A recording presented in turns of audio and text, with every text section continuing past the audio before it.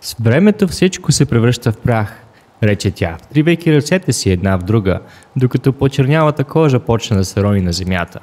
Малкото момче гледаше удивено. Това малко момче бе Сигмунд Фройд, а жената е неговата майка.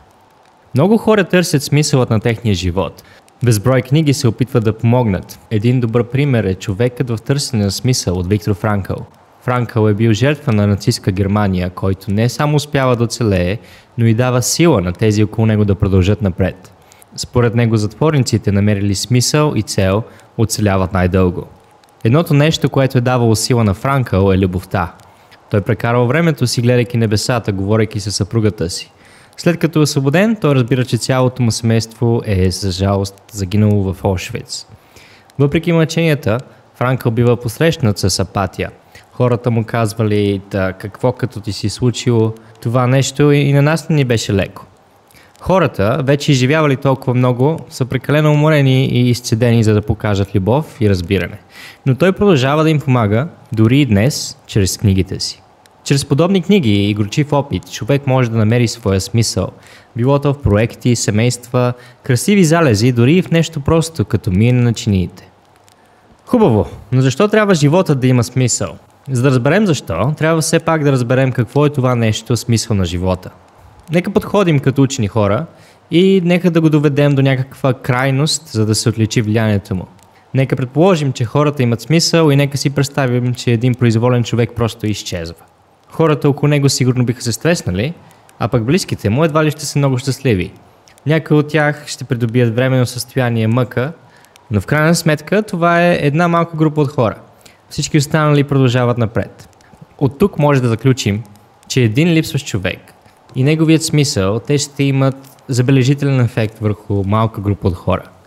И нека продължим с нашия експеримент. Следващата стъпка е да си представим, че група от хора, скърбящи по изчезналия човек, също изчезват. Това със сигурност ще разстрои много повече хора, семейства, национално ще се разчуе като безследно изчезналите. Някои обвиняват мошенници, други духове, трети правят YouTube клипчета за извънземните. До тук заключихме, че резултатът от изчезването на един човек е групов стрес, а цяла група хора – национална паника. Това ли е смисълът, който притежаваме? Какво би се случило, ако пък всички изчезнат? Тогава няма да има кой да забележи, камо ли пък да скърби. Това означава ли, че никой всъщност няма смисъл? Все пак нищо не се променя. Има още нещо, което може да направим, за да разберем повече. Този път, нека продължим напред във времето. Годините минават, земята продължава да се върти, слънцето се видоизменя, бавно се превръща в бяло джудже, както учените са казали, че то ще се превърне. Слънцето унищожава планетите, създавайки страшна, но красива мъглявина. Небула. Ако това не беше достатъчно страшно, то нека се знае, че вече сме на половин път там. Ако кажем, че една земна година е равна на 100 милиона човешки години, то Земята е в 40-те от общо 95-те си оставащи години. Що се касае Вселената, Слънцето и Земята ще бъдат затрити скоро. Ако това се случи и Вселената продължи да съществува, това означава ли, че цели планети нямат значение? А Вселената, тя има ли значение? От вселедна гледна точка тези въпроси са лишени от смисъл. Вселената не е наясно и не може да бъде наясно със значението на думата смисъл. Вселената просто съществува с или без смисъл, подобно на Слънцето, на Земята и на майката природа. Вселената е Вселената с или без смисъл. Всичкото това ни показва, че смисълът на човешкия живот се отнася специфично за хората. И твърдя, че това е така, защото все още котката ми не ме е питала за смисъла на нейния живот. Храната й е много по-интересна. Смисълът е свързан с човешките емоции и човешкото разбиране. Животът, планетите, галактиките и цялата Вселена. Всички те продължават да съществуват с или без идеята за смисъл.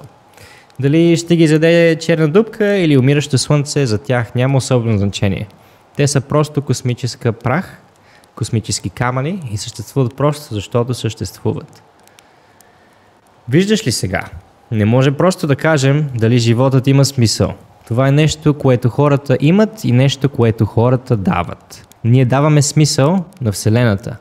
Ние даваме смисъл на планетите, ние даваме смисъл на природата, на живота. Без нас няма смисъл. Важно е да има смисъл, защото това ни прави хора. Ами ако някой пък не иска да има смисъл, аз смятам, че всеки човек има свободна воля и смисълът на липса на смисъл може да бъде неговия смисъл. И ако още се затруднявате, трудите или чудите и робите дълбоко в заешката тупка, питайки въпроси, които нямат отговори, тогава може би проблемът не е логически и мисленето може би няма да ви даде решение. Може би е проблем на сърцето и на чувствата. Щастливото сърце с лекота отговаря на подобни въпроси. По-добре от който е дело. Когато майката на Фройд му е казала как ние идваме от прах, той се впечатлил. От прах към прах. Прахта дава значение и способността да придаваме значение. Какво значение има прахта тогава? Ами каквото решим. Между другото, ако концепцията за прах е малко страшна, то лесно може да я заменим с звездна прах. Едно и също е, в крайна сметка всички сме звезди. Всички сме хора и искаме да сме щастливи, но някои им е лесно, на други все още се учат. Имайки смисъл, ние растем. Чрез нашия смисъл ние се изразяваме и храним пламъкът в нас, който прави всеки от нас велик. Така че, позволи на човека в теб да има смисъл.